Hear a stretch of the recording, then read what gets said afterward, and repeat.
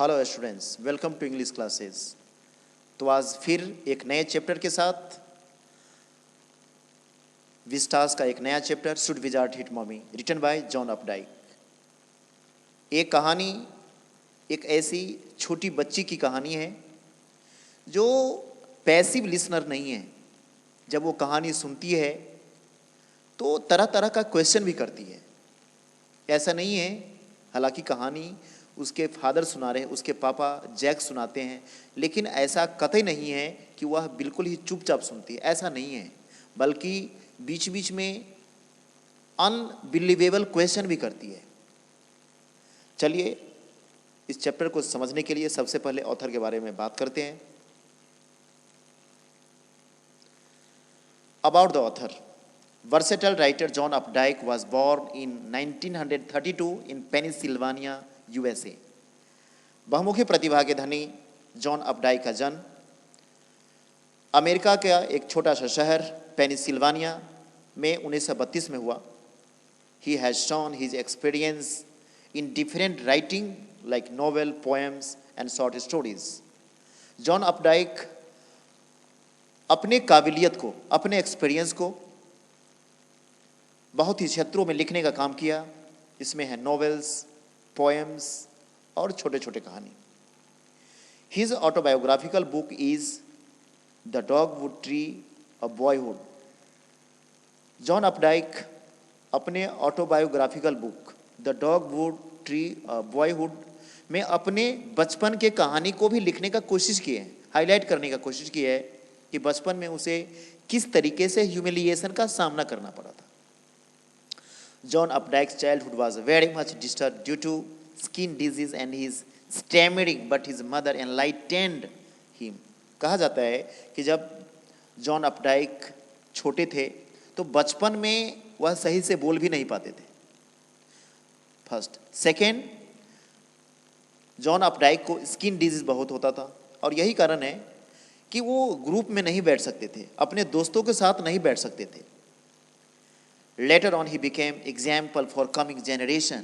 लेकिन बाद में जॉन अपडाइक ने उस अकेलेपन को एक हथियार बना लिया और फिर युवक के लिए, लोगों के लिए वे एक एग्जाम्पल के रूप में पेश किया, अपने आप को एक एग्जाम्पल के रूप में पेश किए। चलिए अब इंट्रोडक्शन के बारे में बात करते हैं। Introduction of this chapter should wizard hit mommy written by John Updike is a story of busy father whose lifestyle has been like pendulum। John Updike इस चैप्टर में ये बताने का कोशिश किए हैं कि जो फादर होता है तो फादर के पास में कितनी सारी रिस्पॉन्सिबिलिटी होती है, तो इसी चीज़ को यहाँ पर बखूबी हाईलाइट करने का कोशिश भी किया है। इस चैप्टर के प्रोटैगनिस्ट, इस चैप्टर के main hero, main character Jack के बारे में बताया गया है कि उनका लाइफ स्टाइल 24/7 में बिल्कुल बंधा हुआ है और उनका life style just like pendulum की तरह है। Mister Jack, protagonist of this chapter, dutiful father as well as husband, tries to be honest with his responsibility and accountability. इस चैप्टर के मेन हीरो प्रोटैगनिस्ट जैक के बारे में बताने का कोशिश किया गया है कि वह एक बहुत ही ऑनेस्ट फादर भी है और ऑनेस्ट हस्बैंड का रोल भी प्ले करने में वो सफल हुए हैं। अपने जिम्मेदारी को बखूबी उन्होंने निभाया है। He has been telling stories to his daughter Jo since she was 2 years old। Yes, बताया जाता है कि जैक अपने 2 साल की बेटी को बहुत अच्छे तरीके से कहानी वह सुनाते हैं। और ये कहानी जैक तब सुनाना शुरू किया जब उसकी बेटी मात्र 2 साल की थी। But now he is irritated by her constant questions. लेकिन अब यहाँ पर यह दिखाया गया है कि जो ऐसी लड़की नहीं है कि सिर्फ और सिर्फ पैसिव वे में कहानी सुन रही है, ऐसा नहीं है, बल्कि वह तरह तरह का क्वेश्चन भी करती है।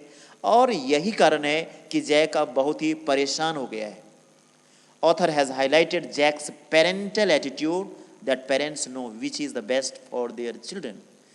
ऑथर जॉन अपडाइक इस चीज़ को यहाँ पर बताने का कोशिश भी किया है कि जैक जैक के द्वारा इस चीज़ को बताने का कोशिश किया है, एक पेरेंटल एटीट्यूड को बताने का कोशिश किया है कि जो पेरेंट्स होते हैं तो पेरेंट्स अपने बच्चों के लिए जो सोचते हैं वह अच्छा सोचते हैं।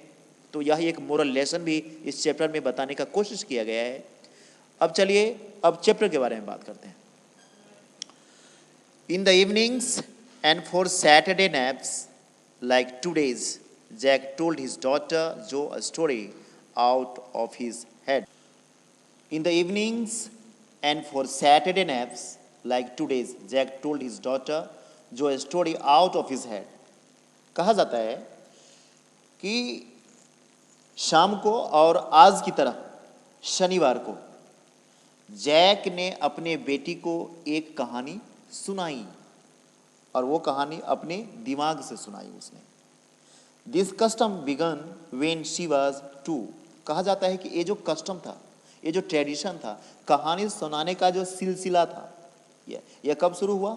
When she was 2, जब उसकी बेटी जो मात्र 2 साल की थी, was itself now nearly 2 years old. Yes, और ये कहानी सुनाते सुनाते लगभग 2 साल हो गए हैं, right? Every day, he has to tell story to his daughter. And his head felt empty. और इस तरीके से लगता है कि अब उसका दिमाग, जैक का दिमाग बिल्कुल ही खाली हो गया है, अब उसके दिमाग में कुछ भी नहीं है। Each new story was a slight variation of a basic tale. इसमें यह बताया गया है कि जब जैक कहानी सुनाता है तो हर एक कहानी में छोटा सा परिवर्तन करता है। स्लाइट वेरिएशन मीन्स थोड़ा बहुत परिवर्तन करना। A small creature usually named Roger fish, Roger squirrel, Roger chipmunk had some problem and went with it to the wise old owl. Yes, इसमें यह बताया गया है कि कहानी कैसा होता था, किस तरीके से वो सुनाता था, राइट? कि यूजुअली नेम्ड रोजर, यानी बेसिक नेम तो रोजर होता ही था, उसमें थोड़ा बहुत परिवर्तन होता था। कभी रोजर फिश, कभी रोजर स्क्वेरल, कभी Roger chipmunk and so on. लेकिन आप देख सकते हैं कि यहाँ रोजर तो है ही। यस, बताया था हैड सम, रोजर के पास में कुछ प्रॉब्लम होता था, had some problem and went with it to the wise old owl. Yes, Roger के पास में प्रॉब्लम होता था और वो अपने प्रॉब्लम को लेकर, है ना, बूढ़ा और बुद्धिमान उल्लू के पास जाता था। The owl told him to go to the wizard, और फिर उल्लू उसे ये बताता कि तुम विजार्ड के पास जाओ। विजार्ड मीन्स जादूगर, magician, and the wizard performed a magic spell that solve the problem. Yes, और फिर विजार्ड क्या करता? फिर विजार्ड अपने मंत्र का उच्चारण करता, मैजिक स्पेल करता, है ना, एक जादू की छड़ी घुमाता और इस तरीके से प्रॉब्लम को शॉर्ट आउट कर देता, इस तरीके से प्रॉब्लम सुलझ जाता। Demanding in payment a number of pennies greater than the number that Roger creature had. लेकिन इसके बदले में विजार्ड रोजर के प्रॉब्लम को शॉर्ट आउट तो कर देता, लेकिन इसके बदले में वह कुछ पेमेंट मांगता, कुछ पैसे मांगता, और इतने पैसे मांगता, पेनीज मीन्स मनी, और इतने पैसे मांगता जितना पैसा रोजर के पास में नहीं होता। But in the same breath directing the animal to a place where the extra pennies could be found. लेकिन उसी समय में जब विजार्ड को यह पता चलता कि नहीं, रोजर के पास में पैसे नहीं है, तो फिर विजार्ड रोजर को एक रास्ता भी बताता कि ऐसा करो, just you go to the particular place, एक अमुक जगह पर जाओ और वहां तुम्हें एक्स्ट्रा पैसे मिल जाएंगे।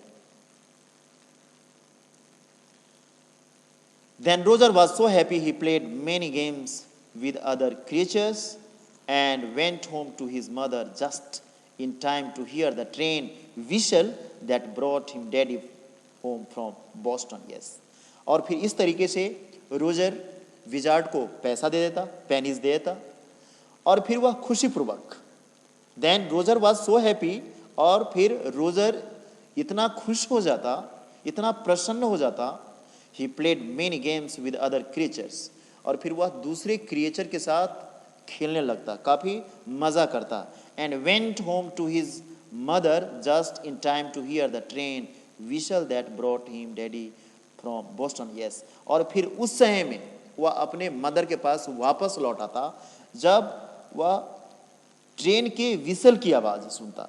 वह ट्रेन जो बॉस्टन से डायरेक्ट आ रही है, बॉस्टन जहाँ पर रोजर के फादर जॉब करते हैं। तो जब उसे यह लगता कि नहीं वह ट्रेन अब वापस आ रही है, तो ट्रेन की विसल की आवाज़ सुनते ही रोजर अपने मदर के पास वापस लौटा था। Jack describe their supper and the story was over. Yes. और फिर इतना ही नहीं, जैक यह भी डिस्क्राइब करता, इस कहानी में यह भी बताता कि रोजर फिर अपने घर आया और फिर अपने मम्मी पापा के साथ वो मस्ती से खाना भी खाया। Supper means dinner. Working his way through this scheme was specially fatiguing on Saturday. बताया जाता है कि चूंकि जैक को रोज कहानी सुनाना होता था और इसीलिए खासकर on Saturday, that means Saturday के दिन आते आते, because from Monday to Saturday he has to tell the story. Monday से लेकर सैटरडे तक उसे कहानी सुनाना है, तो इसीलिए सैटरडे को जैक काफ़ी थक जाता था। फैटिगुइंग मीन्स टायरिंग सम, थक जाना, परेशान हो जाता था।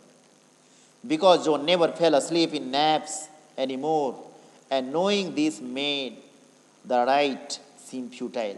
क्योंकि जो अब 4 साल की बच्ची है वो कभी भी बगैर कहानी सुने नहीं सो सकती थी, ऐसा उसका हाथ हो गया था। एंड नोइंग दिस, और इसीलिए अब जैक के लिए भी लगता था कि ये जो काम है, ये जो रूटीन बन गया है, ये जो स्कीम हो गया है, ये जो ट्रेडिशन हो गया है, यह एक फ्यूटाइल है, यह एक व्यर्थ हो गया है, ऐसा नहीं होना चाहिए। The little girl not so little anymore. The bumps her feet made under the covers were halfway down.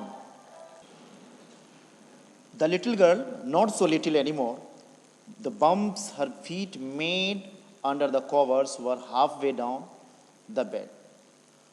Their big double bed that they let her be in for naps and when she was sick. बताया जाता है कि the little girl, but not so little. वह छोटी तो है लेकिन अब उतनी छोटी नहीं है। वह क्या करती है? The bumps her feet made under the cover. Yes, है ना, कवर के अंदर में है वो, राइट, चादर के अंदर में है। और अपने फीट को वह क्या करे, अपने पाँव को क्या करे, तो बम्पिंग करे, ऊपर नीचे कर रहे, ये दिखाया गया। और इस तरीके से उसका पाँव, वो जो डबल बेड है, तो उससे थोड़ा सा नीचे आ गया है, सरक गया है। Okay. Had at last arrange herself, और बाद में वो अपने आप को संभालती है, अरेंज करती है। And from the way late fat face deep in the pillow shone in the sunlight shifting through the drawn shades. और फिर जो जिस तरीके से लेटी हुई है, तो ये दिखाया गया है कि जो चूँकि that was the time of the evening, evening का टाइम हो गया है, तो इवनिंग का टाइम में जो जिस तरीके से कर्टन होता है, पर्दा होता है, तो पर्दे से जो सूरज की रोशनी छनकर आ रही थी, तो इससे उसका फेस दिख रहा था। It did not seem fantastic that some magic would occur and she would take her nap like an infant of 2. Yes, इसका मतलब ये दिखाया गया कि ऐसा कतई नहीं दिख रहा था कि यहाँ पर कोई मैजिक होगा और वह सो जाएगी, एक इन्फेंट बेबी की तरह। Infant means new born baby, जिसको हम बोलते हैं, right, like an infant of 2। Yes, that means 2 साल की, 3 साल की, तो 2 और 3 साल की बेबी की तरह वह सो जाएगी, ऐसा कतई नहीं लग रहा था। Her brother Bobby was 2 and already asleep with his bottle. बताया गया कि उसका छोटा भाई बॉबी जो 2 साल का था, वो बोतल के साथ ऑलरेडी सो चुका था। बोतल मीन्स हो सकता है मिल्क बोतल, जिस तरीके से बच्चे होते हैं और दूध पीते पीते सो जाते हैं, तो इस चीज़ को यहाँ पर दिखाया गया। Jack asked who shall the story be about today. Yes, अब चूंकि जैक कहानी सुनाने वाला है, तो इसीलिए जैक ने जो से पूछा कि बोलो बेटा, आज कहानी किसके बारे में होगा। रोजर, जो squeezed her eyes shut and smiled to be thinking she was thinking. Yes, और जो क्या की, तो अपने आइज को, अपनी आंख को बिल्कुल ही बंद कर ली, राइट, और बताती है कि पापा आज आप रोजर के बारे में कहानी सुनाएंगे। और ऐसा लग रहा है जैसे वो अपने आँख को बंद कर लिए और जस्ट वह अपने इमेजिनेशन में डूब गई है। Right, her eyes open, her mother's blue skunk, she said formally. Her eyes open, her mother's blue, that means, और एक बार एकदम से, है ना, जो अपने आंखें को खोलती है। और यहाँ पर ये दिखाया गया हर मदर्स ब्लू मीन्स ये जो है, जो कि आंखें भी उसकी मदर की तरह बिल्कुल ही ब्लू है, इस चीज़ को बताया गया। स्कंक, शी सेड फर्मली, और बहुत जोर से, है ना, जो चिल्लाती है कि पापा स्कंक के बारे में कहानी होगी। A new animal, they must talk about skunks at nursery school. Yes, यहाँ पर ये दिखाया गया, यह बताने का कोशिश किया गया है कि ऐसा लगता है जैसे नर्सरी क्लास में निश्चित रूप से ही स्कंक के बारे में कहानी सुनाई गई होगी, और इसीलिए जो इसके बारे में बात करती है। Having a fresh hero momentarily steered Jack to creative enthusiasm. Yes, और अचानक जब जैक को यह लगा कि आज जो कुछ नया कह रही है, स्कंक के बारे में कह रही है, अब जैक को भी एक नया सा कैरेक्टर मिल गया है यहाँ पर, और इसीलिए जैक काफ़ी उत्साहित है, काफ़ी जोश में है। He was with the full of energetic. All right, he said, और जैक बता रहा है कि ठीक है, अब वह कहानी शुरू कर रहा है। So let we know about this.